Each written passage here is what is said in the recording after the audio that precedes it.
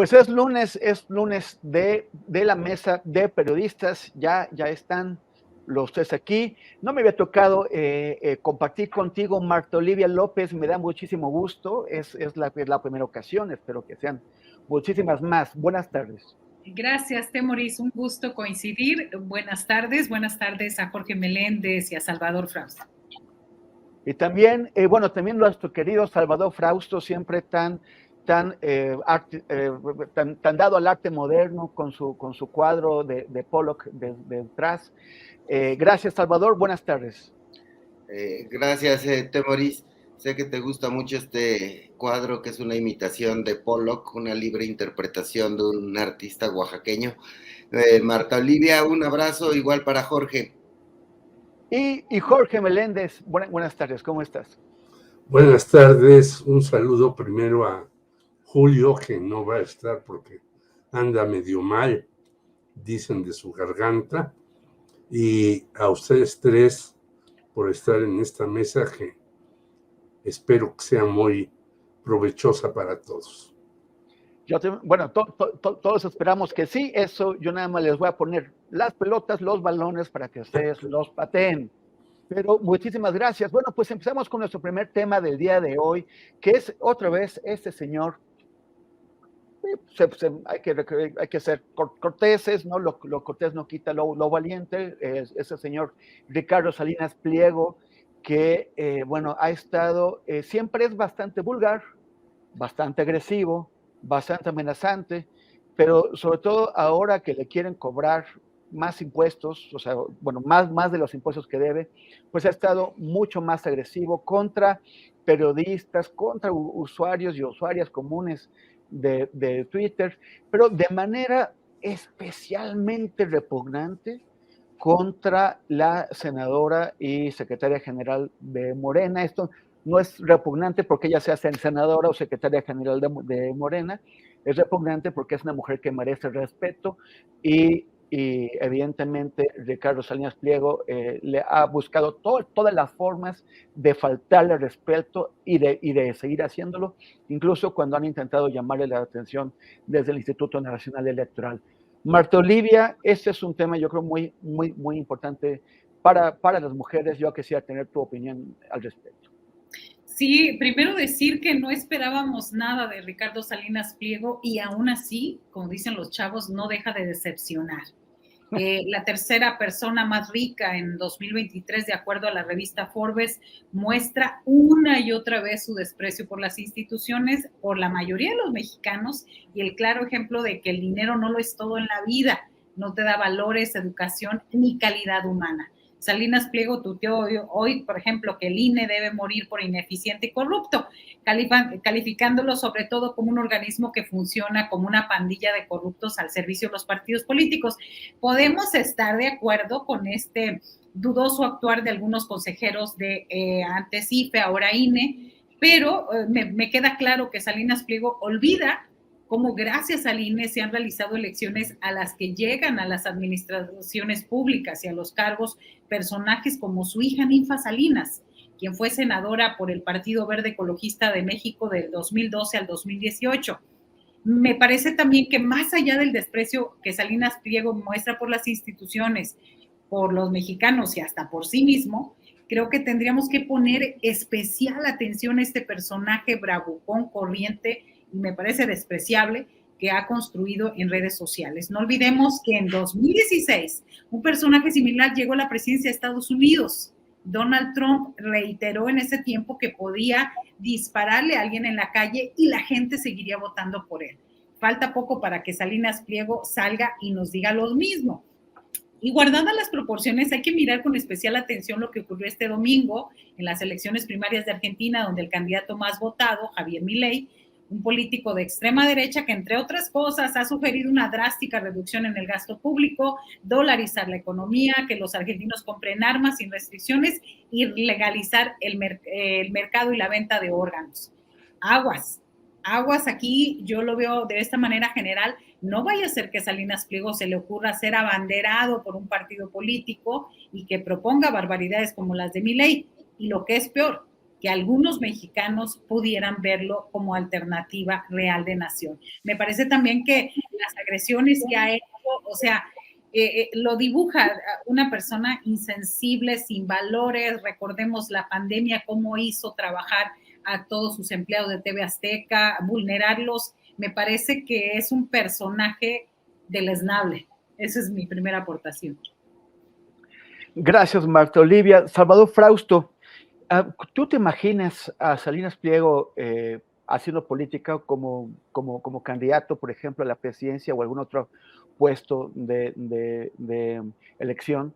Y, a ver, todos sabemos que en Twitter hay venta de seguidores, hay venta de likes, y hay el uso de estas granjas que controlan usuarios falsos que llamamos bots, o que controlan también a trolls con identidades ocultas, que se dedican a tratar de influir en la conversación y a atacar y a denostar. Yo mismo el día de ayer estaba siguiendo a uno de esos usuarios que me estaba atacando en Twitter por una cosa relacionada con Ricardo Salinas Pliego, y cuando me metí a su cuenta, todo lo que hace es hablar de Salinas Pliego. No tiene una autonomía este usuario. Todo es, pues, yo estoy convencido de que es uno de tantos que deben estar pagados por Salinas Pliego, pero él insiste en que tiene 1,5 millones de seguidores en Twitter.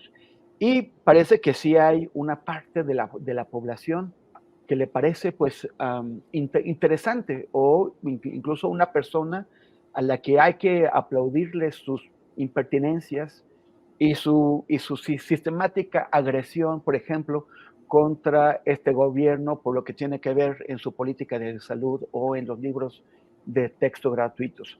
¿Tú qué crees que tendría éxito, bueno, que tendría interés él y que tendría éxito un candidato Salinas Pliego? No, por lo pronto no creo que tuviera el suficiente arrastre. Más bien lo que veo en el caso de Salinas Pliego me parece que es parecido a este ataque surgido desde los grupos más conservadores contra los libros de texto, que están apoyados por la Iglesia Católica, por grupos como la Unión Nacional de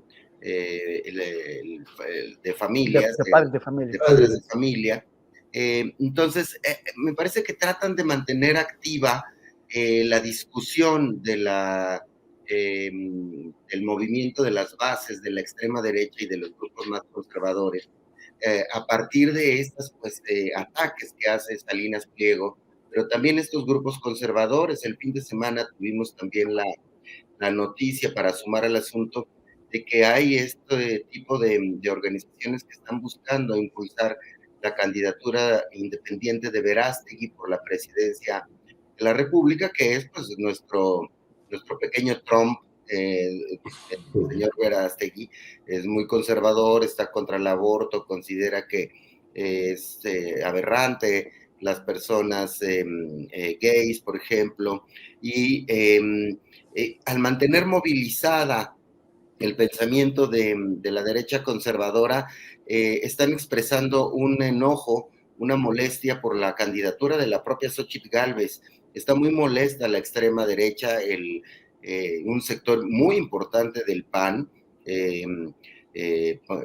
los tradicionales del PAN no están recibiendo bien la candidatura de Xóchitl Gálvez, y pues parece que están tratando de abrir un carril por el lado derecho en las elecciones presidenciales. Como tú sabes, ellos tienen mucha paciencia, y con tal de hacer avanzar sus propuestas, sus ideas, puede ser que no pegue, que no tengan posibilidades de ganar la presidencia de la República, incluso ni siquiera de registrar un candidato, de tener las firmas o los apoyos suficientes para registrar un candidato independiente. Sin embargo, ellos no van a cejar en su lucha de tratar de mover las agendas más conservadoras, que son estas precisamente: el tema del aborto, el tema de la diversidad sexual. Están muy molestos con que haya tantos programas sociales, lo expresan en estos asuntos, como declaraciones de Vicente Fox, en el que dice: ahora sí vamos a acotar esos programas sociales, no le vamos a dar dinero a los flojos, a los huevones, sino en ese tipo de expresiones están buscando un carril derecho por donde colarse. Por supuesto, repruebo los ataques de Salinas Pliego a Citlali Hernández, secretaria general de Morena, quien me parece que es una de las políticas jóvenes más interesantes de nuestro tiempo.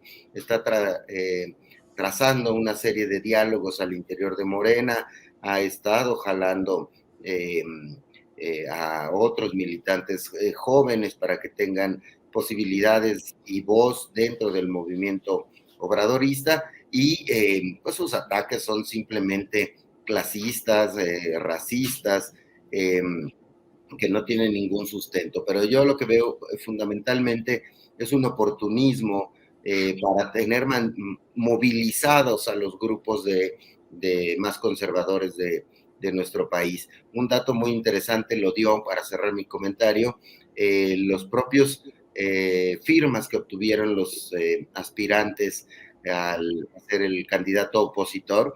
Xóchitl Gálvez obtiene más de 400,000 firmas de ciudadanos, pero obtiene muy poquitas, 90,000, provenientes del Partido Acción Nacional. En cambio, Krill obtiene poco más que ella, obtiene 100,000. A pesar de que la instrucción de Marco Cortés era apoyar a Xóchitl Gálvez, los panistas no están jalando, no les gusta esa opción. Ellos ven a Xóchitl Gálvez como una amenaza de izquierda, no les gusta. Y es que estos personajes, sus rasgos indígenas, hay sectores conservadores en nuestro país que, aunque por suerte son minoritarios, no están dándole entrada a esas posibilidades. Gracias, Salvador Frausto. Jorge Meléndez, ya hemos estado viendo eso. Bueno, ya Marta Olivia y Salvador estuvieron hablando sobre algunos aspectos de lo que hace Salinas Pliego en redes. Pero además sabemos que no solamente no paga impuestos, sino que abiertamente no los quiere pagar, que sabotea, que ha saboteado la estrategia nacional contra la pandemia, que está saboteando el tema de los libros del texto, esparciendo mentiras, que son mentiras. Lo de los virus comunistas es una mentira que además es una mentira de los años 70 o 60, o sea, que no se actualiza con sus cuentos. Que habla de los gobiernícolas, dice que apoya, o sea, ¿por qué tenemos que soportar? O sea, ¿cómo es posible que una figura como Salinas Pliego, con este descaro, con esta arrogancia, pueda hacer lo que hace sin que lo metan en cintura? Por eso, porque no lo han metido en cintura. Yo te quiero decir que hace 40 años yo iba con un guerrerense muy amigo mío que desgraciadamente falleció, Hugo Arce Norato, Altamirano, a hacer servicio social. Y en aquellos años ya había estas tiendas de Electra, y a los que recibían remesas les cobraban 40% para cambiarles sus dólares por pesos mexicanos. O sea, el padre de este señor, Hugo Salinas, Pierce, era un verdadero gandalla, como dicen en mi barrio. Pero el hijo resultó todavía más gandalla. Se ha hablado aquí de que no ha pagado, aquí y en muchos lados, que no ha pagado más de 30,000 millones de pesos en impuestos. Pagó como 3 o 4,000 porque la señora Raquel Buenrostro lo obligó a que pagara. Pero no se habla, por ejemplo, cómo la Comisión Nacional Bancaria y de Valores no obliga al señor Salinas Pliego a tener un banco que está metido en una tienda de artículos eléctricos. Pues ese es un despropósito y es hasta una irregularidad. ¿Cómo el señor Salinas Pliego empieza a gritar más en contra de la señora Citlali Hernández, que yo no la conozco, pero la acusa de todo y por todo cuando al Banco Azteca le quitan lo de las tarjetas del bienestar, porque ya tenemos un Banco del Bienestar, que por cierto es importantísimo, a pesar de los fallos que pueda tener, porque una nación, excepto el Banorte, que no tenga bancos nacionales, pues tiende a ir a una Argentina, como está sucediendo ahora con este señor que ganó las elecciones. Entonces, le quitan al señor Salinas eso. Y por ahí un pajarito cultural me dice que este señor Salinas estaba metido en la editorial Santillana, que también imprimía los libros de texto gratuito. Y entonces el señor manda a su lector de teleprompter, Javier Alatorre, a decir que los libros de texto gratuito son comunistas.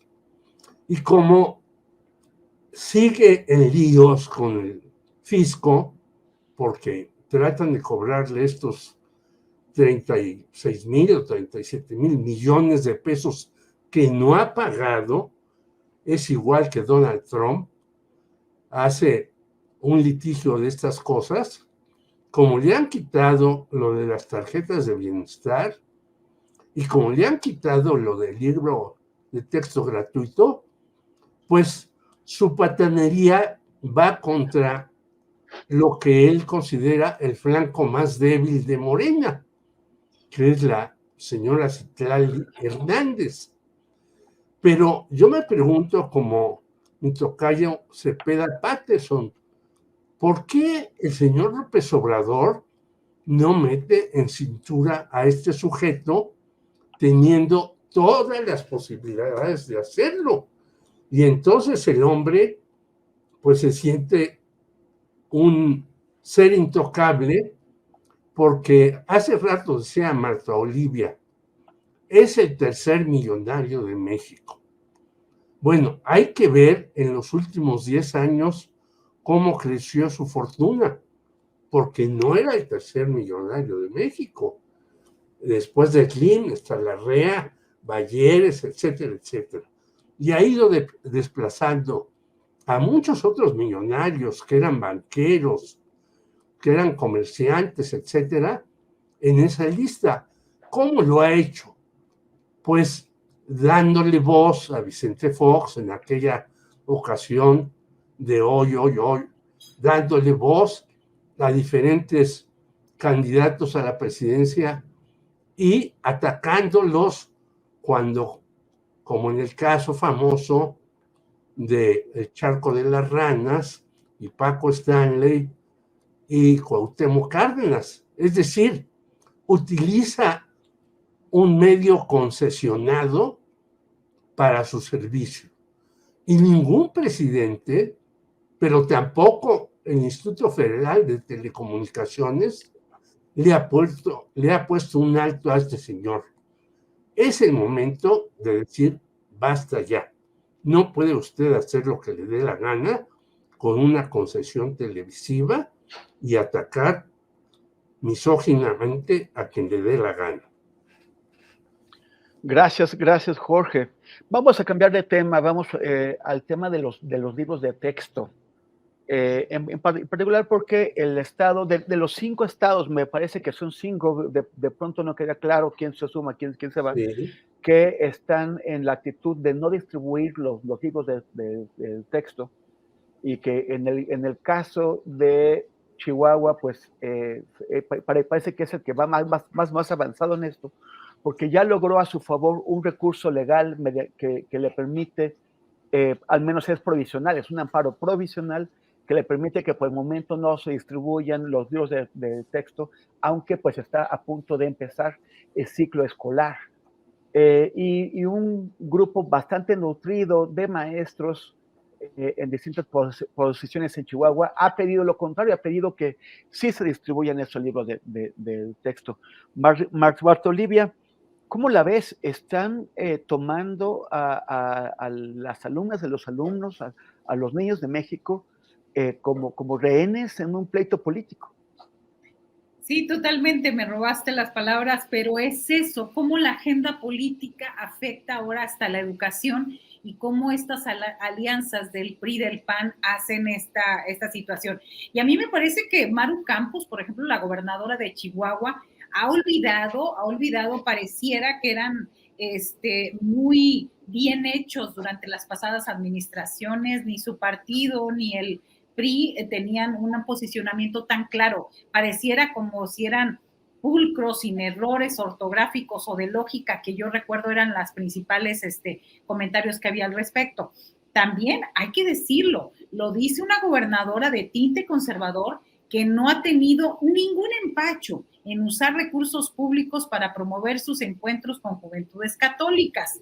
Y no lo digo yo, ahí están los comunicados oficiales en la página oficial del gobierno de Chihuahua, cuyo fin, dicen, en estos eventos es proteger a la juventud y que los menores puedan desarrollarse en un entorno sano. Así también ella ha hablado mucho de la defensa de la vida, la prohibición del aborto y valores cercanos a provida que a una educación sexual comprometida con el sano desarrollo. Ahorita que comentabas de cuáles estados, pues donde tiene más presencia la Unión Nacional de Padres de Familias y de PRI-PAN. Estamos hablando de Aguascalientes, Chihuahua, Coahuila, Guanajuato, Jalisco, con Movimiento Ciudadano, Nuevo León y Yucatán. Ellos pues están buscando ser una piedra en el zapato del gobierno del presidente Andrés Manuel López Obrador y invariablemente están buscando dividendos en la elección presidencial del 24.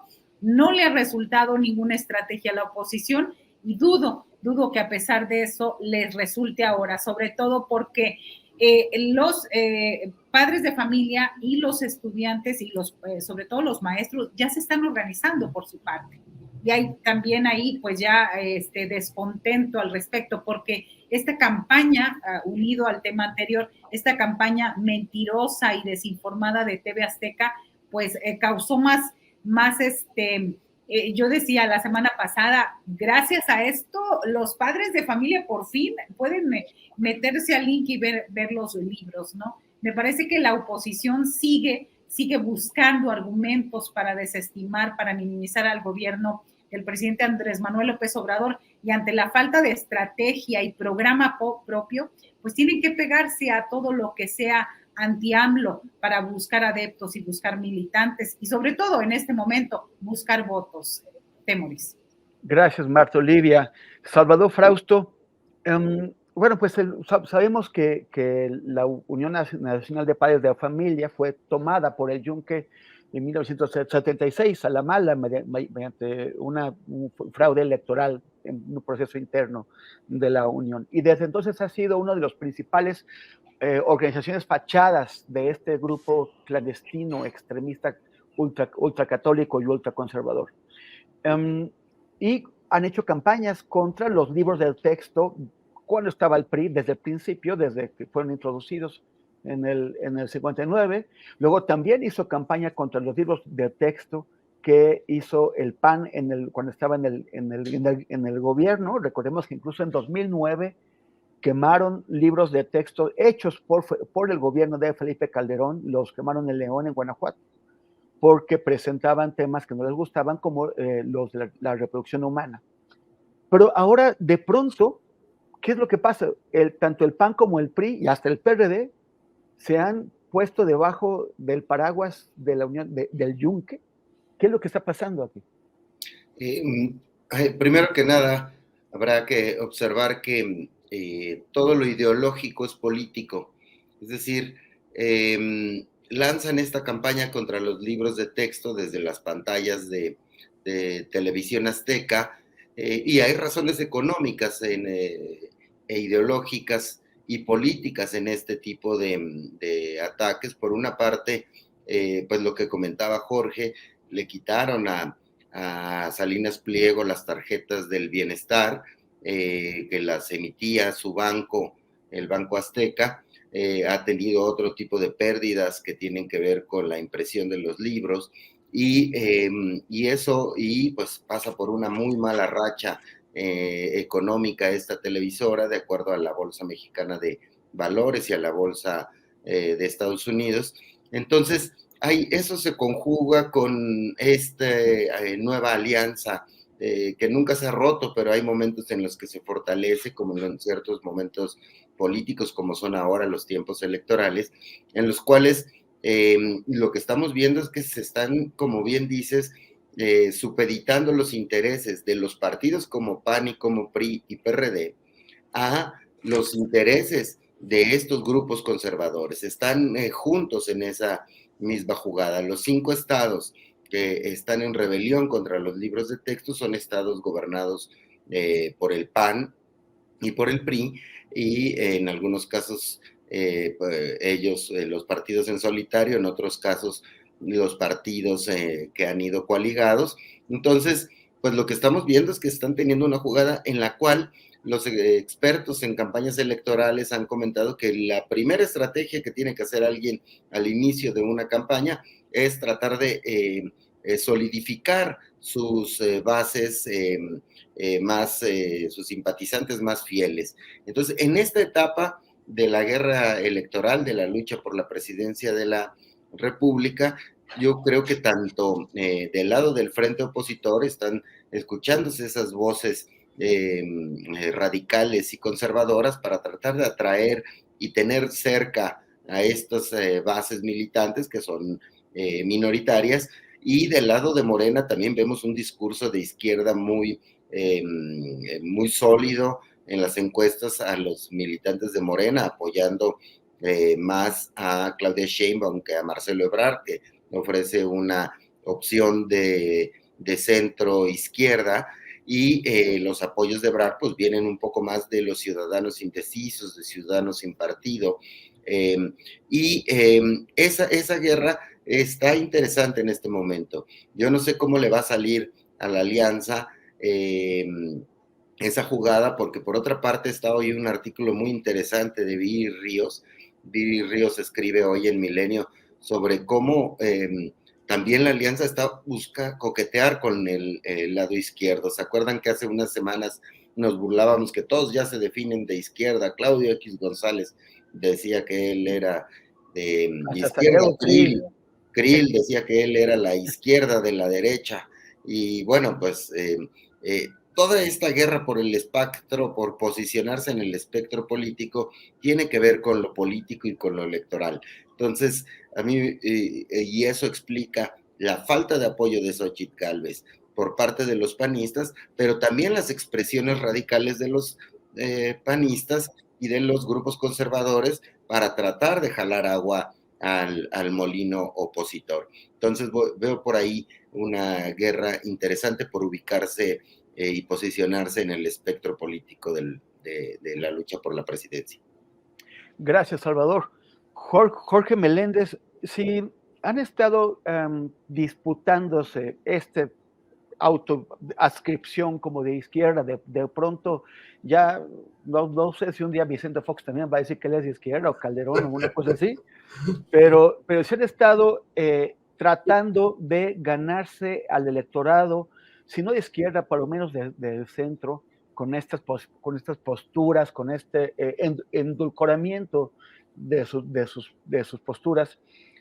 No es un despropósito que se sumen a esta campaña dirigida por el yunquismo, dirigida por la ultraderecha, con planteamientos de ultraderecha como que el virus comunista, como la ideologización, que solamente puede hablar de ideologización de la educación alguien que desconoce lo que es la educación, porque la educación implica ideología. Pero, o sea, no es un despropósito. Es que en este mundo ya es una mezcolanza de cosas. Por ejemplo, yo creo que, ya lo citó Marta Olivia, de los estados que decían que no iban a permitir los libros de texto y demás, el único muy sólido en es Chihuahua con Maru Campos. Campos. Pero ¿quién es Maru Campos? Maru Campos es una señora que llegó a el gobierno por el PAN, pero que estaba en la nómina de chayoteros, como les decimos nosotros los periodistas, en el gobierno de César Duarte, y que ha querido meter a la cárcel a personajes de Javier Corral. Es decir, es una señora aparentemente desquiciada, porque si está en el PAN, no está defendiendo al PAN, está defendiendo a César Duarte y está atacando al PAN. Es decir, ahí vemos una contradicción tremenda. Segundo lugar, tiene razón Salvador, y Martolio es una guerra ideológica, y Viri Ríos, que creo que hay que leer su artículo, dice eso, pero hay que recordar también qué decía Xóchitl Gálvez y qué sigue diciendo. Yo me formé en el maoísmo, pero ahora, desde hace tiempo, después de que empezó a ser la candidata puntera, pues ya no dice nada ideológico, simplemente es un ataque en contra de López Obrador. Yo quisiera que algún periodista de los medios tradicionales, entrevistara a Xóchitl Gálvez y le preguntara, a ver, ¿en realidad crees o creíste en el trotskismo y por qué? Y ahora, ¿por qué no crees en el trotskismo y sí crees que los libros de texto son comunistas? Es decir, hay una contradicción en nuestra clase política verdaderamente terrible, porque unos se dicen de una ideología y hacen lo contrario y viceversa. Un poco lo trae en su camiseta Marta Olivia con una frase de Chomsky. Lo que yo creo que está pasando es que obviamente en los otros estados los gobernadores dijeron no vamos a permitir los libros de texto por una razón para ganar simpatías, porque hay todavía en este país un grupo, yo lo fui, de católicos pro familia, pro costumbres añejas, grande. Lo han dicho varios analistas, entre ellos Helio Masferrer, ¿no? Todo mundo, más del 60% se dice católico, aunque no lo sea.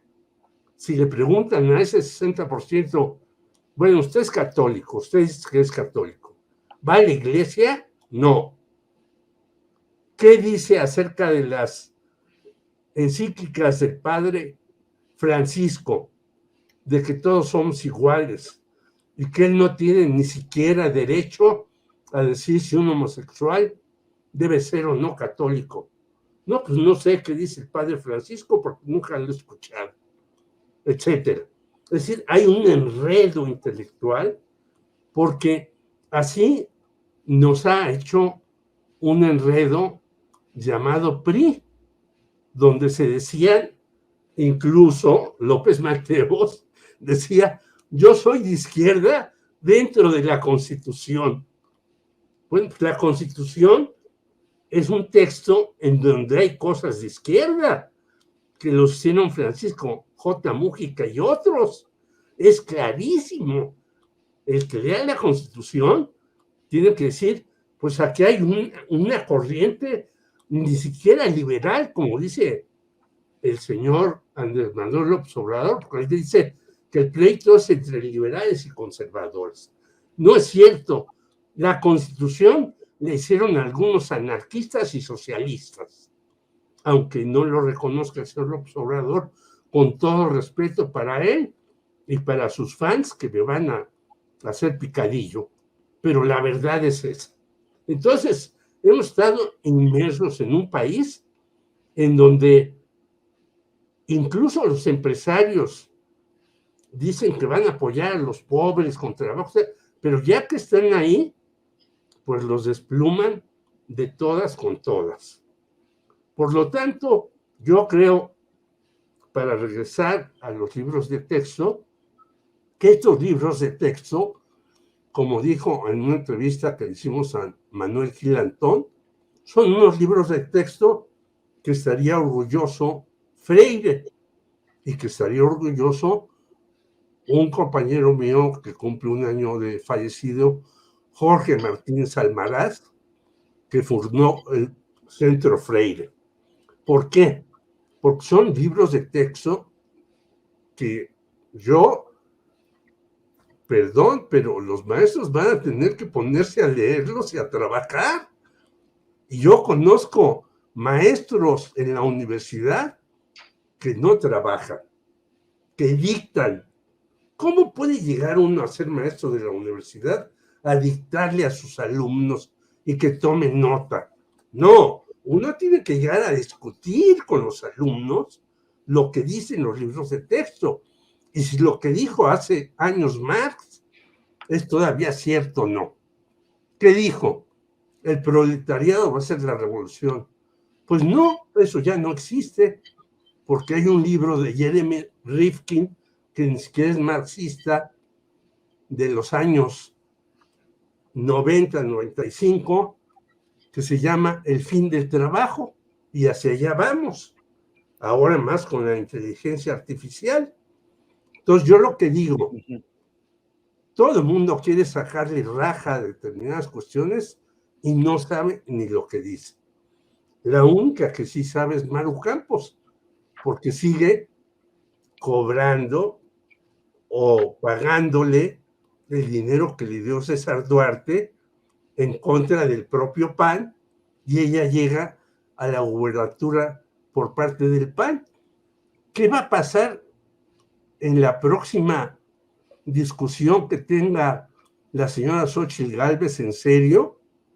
Porque la que hicieron, bueno, pues hasta Beatriz Paredes dijo, y la aplaudieron, el señor Basabe, dijo la señora Beatriz Paredes, el señor López Obrador es un accidente involuntario. Ah, caray. Esa es la teórica del PRI, ¿eh? Ya no voy a hablar de la teórica del Frente Amplio.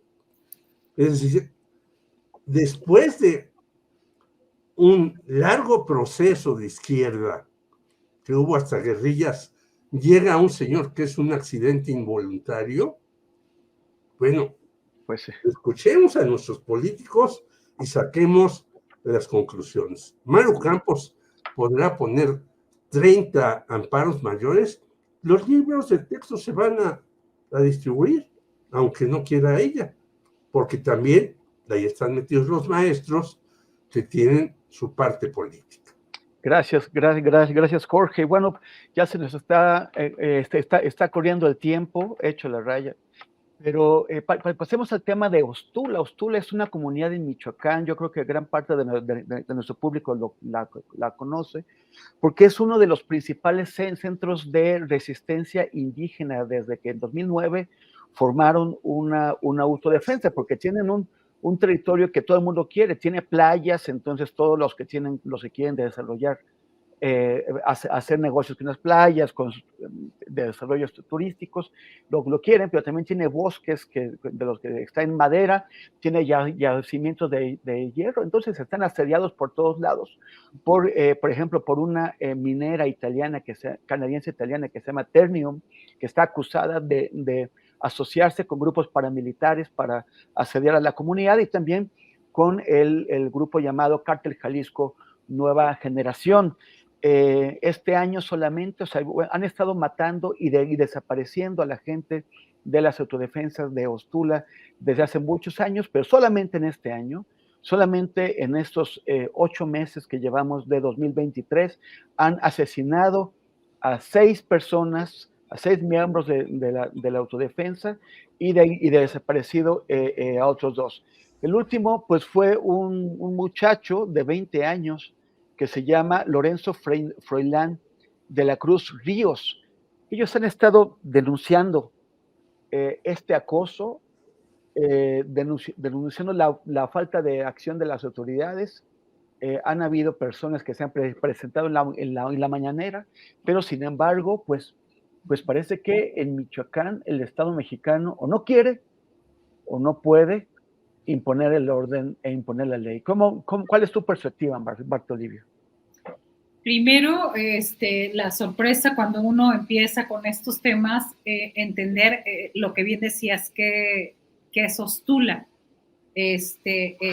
Forma parte del municipio de Aquila, Michoacán, y lo más sorprendente al momento de revisar es que tiene una población de apenas 744 personas, que es una comunidad muy pequeñita para ese número de desaparecidos y número de personas asesinadas. También, ¿qué significa Ostula? Pues significa 19,000 hectáreas de playas. También significa un cruce estratégico para las rutas de trasiego de drogas en vecindad con la tierra caliente, lo que comentabas, bosques llenos de especies maderables, yacimientos de hierro. Sin embargo, esta cuestión de la inseguridad y lo que se está viviendo ahí forma parte de los estragos que dejó la desaparición de las autodefensas en Michoacán, que comenzaron en el sexenio de Enrique Peña Nieto. Entonces, estos datos me parece que muestran cómo el Estado ha fallado a estas poblaciones y hasta qué punto se permite que los grupos delincuenciales sean los que gobiernen estos lugares sin que haya una estrategia adecuada para brindar condiciones mínimas de bienestar en Michoacán.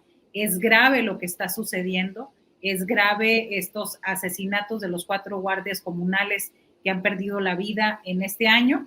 Leía yo una parte de una entrevista a un vocero de la red Todos los Derechos para Todos, todas y todos, que informaban de que del 2009 al 2014 al menos 35 líderes comunales y autoridades agrarias han sido asesinados en este lugar. Me parece que tienen que voltear a ver lo que está pasando.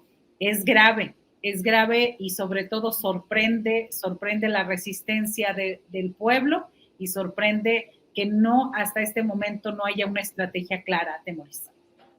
Gracias, Marta Olivia. Salvador, como tú sabes, hace unas semanas asesinaron a Hipólito Mora. Y pues bueno, pues tú y yo que trabajamos con el Gabo, con el Gabo García Márquez, nos acordamos muy bien de aquel libro suyo que se llama Crónica de una muerte anunciada. Este fue el caso, ¿no? El de Hipólito Mora. Él había anunciado varias veces que su vida estaba en peligro, que hay un estado de desorden en el que los grupos armados, los grupos criminales proliferan con libertad, pueden hacer lo que quieran, hasta que finalmente montaron pues esta enorme emboscada en la que acabaron tanto con la vida de Hipólito Mora y de sus 2 protectores, sus 2 guardias.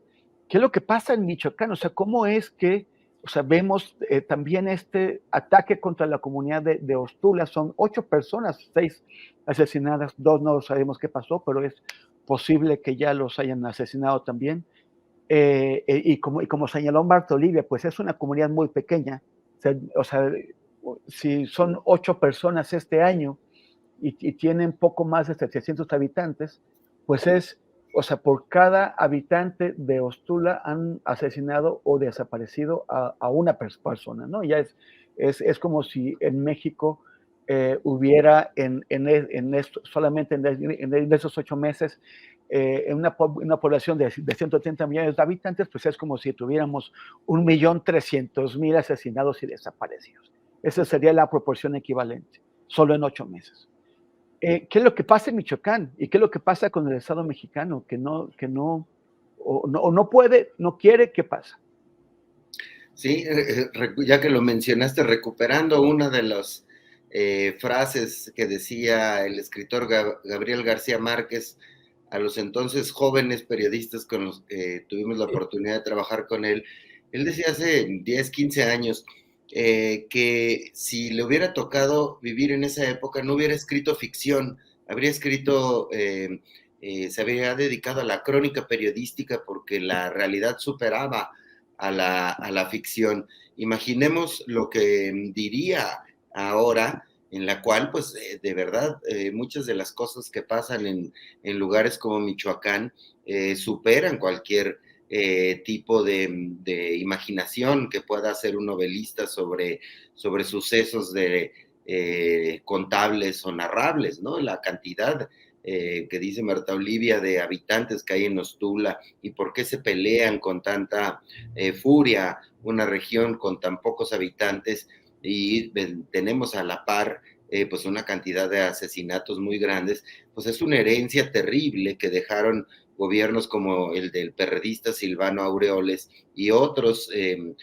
gobernantes anteriores que tuvieron pues muy mal desempeño y colusión con el crimen organizado. Actualmente Michoacán está viviendo una circunstancia terrible en la cual es uno de los estados donde hay más presencia de cárteles o de células del crimen organizado disputándose el territorio municipio por municipio, pueblo por pueblo.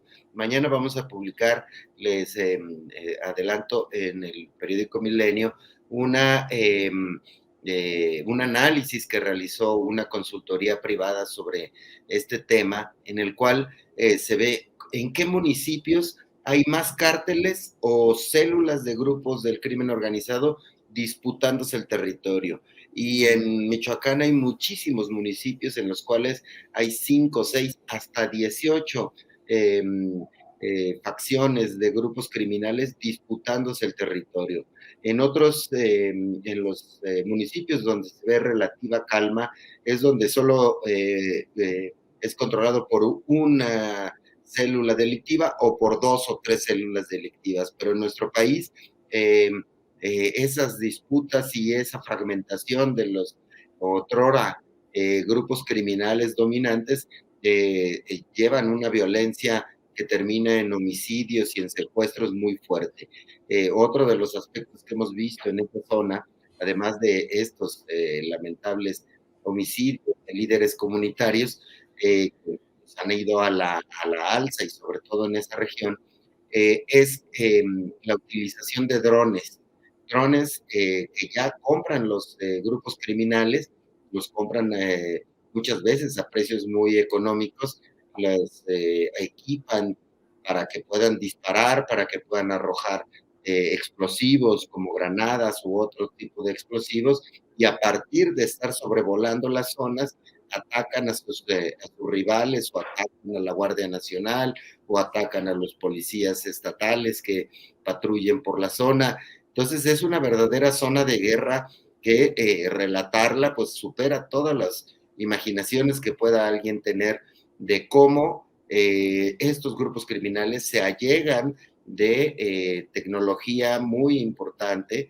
no solo con los drones, en el blindaje de los aparatos que utilizan, el tipo de armamento que están utilizando, es de primer nivel para que la Sedena y la Guardia Nacional, por no hablar ya de policías municipales o estatales, puedan enfrentar a este tipo de criminales. Pues lo que tienen que hacer es superar la capacidad de combate que tienen ya estas mafias que operan en la zona de Michoacán, y no se le ve salida a lo que está ocurriendo en estados como Michoacán.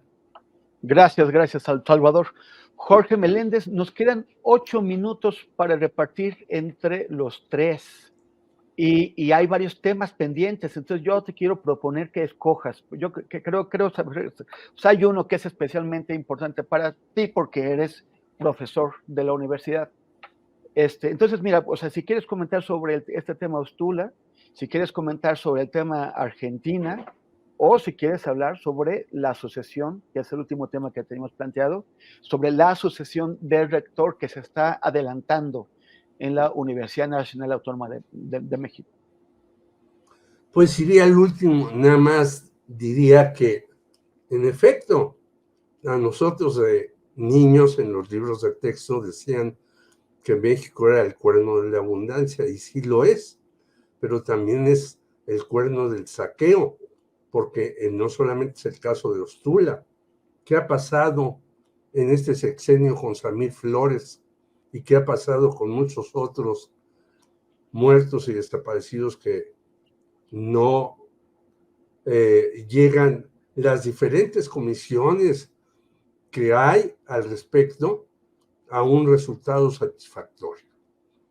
Pero yo creo que en la universidad se ha adelantado el proceso justamente porque hay un enfrentamiento muy serio entre el presidente de la República, López Obrador, con la universidad, a la cual ha catalogado de neoliberal muchas veces.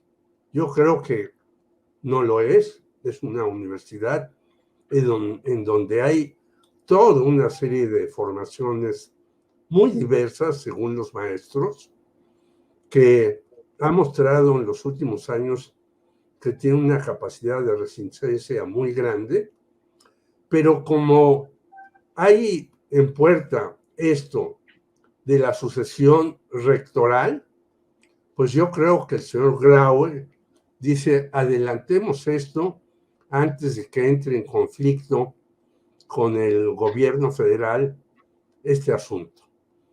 Porque, bueno, hay indicios de que el gobierno federal quiere, obviamente, que salga un rector acorde con sus intereses, formas de pensar y maneras de conducir.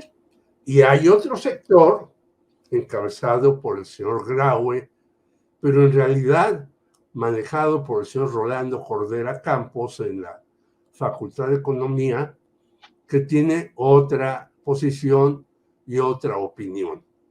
Y estos dos sectores ya entraron en pugna, no ahora, sino desde hace tiempo, y por eso se adelanta el proceso universitario. ¿Qué va a suceder? Yo creo que a esto hay que darle tiempo y por eso me quedo hasta ahí con este apunte, pero muy interesante porque es la primera vez que vemos un proceso tan abierto después del 68, en donde hubo un conflicto entre el gran rector universitario Javier Barrosierra y el pésimo presidente de la República, Gustavo Díaz Ordaz. Gracias, Jorge. Marta Olivia, ¿Argentina o UNAM? ¿Qué te gusta? Tienes el micrófono, Marta Olivia. Una disculpa. Ya. UNAM porque es la UNAM y porque es lo importante que además de esta transición y esta situación tan polarizada que hay entre el presidente y la rectoría, a mí lo que me llama más la atención es las cifras. Las cifras, solo 10 de cada 100 que presentaron examen fueron aceptados a la UNAM. Es decir, más o menos leía yo las cifras, 201,000 y así literal 21,000 fueron aceptados en toda la Universidad Nacional Autónoma de México, y en carreras como medicina fue el 1.3% de postulantes. 15,000 quisieron entrar y solo aceptaron 220,000. Entonces me parece que ahí tendría que irse la discusión hacia cuál es la universidad pública. Si la UNAM el modelo que han estado siguiendo ha sido el más adecuado para las y los estudiantes y los que deseen ingresar ahí. Me parece que eso que es lo más importante, ver hacia dónde ha sido el modelo y ver si tanto las descalificaciones que ha hecho el presidente hacia la UNAM están basadas en lo que se está haciendo en la UNAM. Eso me parece es lo más preocupante de todo. Yo, bueno, con eso cierro. Gracias, Marta Olivia. Salvador Frausto, ¿tienes Universidad Nacional o la Universidad de Buenos Aires, si quieres? Sí, aunque es preocupante lo que ocurre en Argentina, donde hemos visto este repunte importante de la ultraderecha y de la derecha en estas elecciones primarias que se acaban de celebrar. Lo de la UNAM también hay que mirarlo con mucha atención porque coincido con mis compañeros, con Marta Olivia y con Jorge, que está en disputa el modelo que se sigue en esta universidad, que por otra parte, primero que habrá que subrayar que sigue muy bien rankeada en estos estudios internacionales que hacen sobre el prestigio y la calidad de la educación en las universidades de América Latina y del mundo. En muchos casos la UNAM sigue siendo la gran representante de México como un modelo de calidad de la educación, y eso es interesante porque el presidente López Obrador ha señalado que le ha visto visos de derechización en la Universidad Nacional Autónoma de México, y hay otras posturas que plantean lo contrario. Entonces, esta sucesión, siempre quien quede al frente de la rectoría, pues le va a dar su toque, como se lo han dado distintos rectores universitarios, y pues vemos ahí a Imanol Ordorica y a otros figuras que buscarán ser los rectores de la principal Casa de Estudios de México. Me parece que es el momento de analizar si, además de lanzar otras alternativas de educación pública, como se ha hecho en este sexenio, no será conveniente ampliar la matrícula, precisamente por los datos que da a conocer Marta Olivia, que muy pocos de los que se inscriben al examen y aplican en el examen llegan a quedar inscritos. Quizá debería ampliarse la matrícula, mover ese mismo modelo de educación hacia otros espacios educativos, para que no tantos estudiantes, tantos aspirantes a estudiantes universitarios puedan quedar fuera. Entonces, ese debate está por darse, me parece que es uno de los pendientes importantes que tendrán que encarar los candidatos aspirantes presidenciales. ¿Qué van a hacer con la educación en México? ¿Qué van a hacer con la salud en México? ¿Qué van a hacer con la seguridad en México? A mí me gustaría ya ver a los aspirantes presidenciales contrastando este tipo de información y no haciendo chistes y diciendo groserías para caerle bien a la gente, ¿no? Gracias, Salvador. Jorge Meléndez, tú todavía tienes un turno pendiente. A ver, ante este problema que es que siempre, bueno, o sea, hace un montón de años que está ahí, el de los chicos que tratan de ingresar a la UNAM, pero no pueden ampliar la matrícula, abrir otro tipo de universidades, otras universidades. ¿Qué se puede hacer? Rápidamente, querido Jorge. Rápidamente, darle más presupuesto a la UNAM, porque no se puede, la UNAM no puede crecer si no tiene dinero. Segundo, hacer una serie de nuevos reglamentos para que no solamente 15 señores, que ni siquiera algunos son de la UNAM, elijan al rector. La Junta de Gobierno es un anacronismo. Tercero, no es posible que el 80% de los profesores de la UNAM ganen 1,600 pesos mensuales, porque son profesores de hora. Y tercero, ampliar el número de bibliotecas de la UNAM, que están saturadas porque hace falta espacio. Entonces, nuevamente regresamos al dinero. Si a la UNAM no se le apoya convenientemente, a pesar de ser, como dijo Salvador, dentro de las 100 mejores en el mundo, con un presupuesto tan raquítico y con profesores que se mueren de hambre, pues es imposible sacar una alumnada de gran categoría, aunque no hay que olvidar que en los últimos certámenes de matemáticas, de química y demás, muchos universitarios han ganado el primer lugar. Certámenes mundiales, ¿eh? Gracias, muchas gracias, Jorge. Te agradezco por este rato que nos brindaste tus opiniones. Gracias, Marta Olivia. Gracias, Temoris. Un gusto coincidir. Admiro tu trabajo y tu trayectoria. Gracias, Jorge. Y gracias, Salvador. Muy buenas. Un abrazo. Gracias. Y Salvador Frausto, muchas gracias. Esperemos que para la próxima tengas un cuadro más bonito ahí. Gracias, Temoris. Ese está bello. Muchos saludos a Marta. Nada más la barba no, porque ya Sí. la dejaste blanca en lugar de azul. Ya podrías hacerte una barba Pollock. Exacto, la próxima vez voy a hacerme barba Pollock de varios colores para combinar con el cuadro. Ándale. Vale. Muy bien, muchas gracias. Gracias. Un abrazo a todos. Un abrazo a Y a todos. la audiencia sobre todo.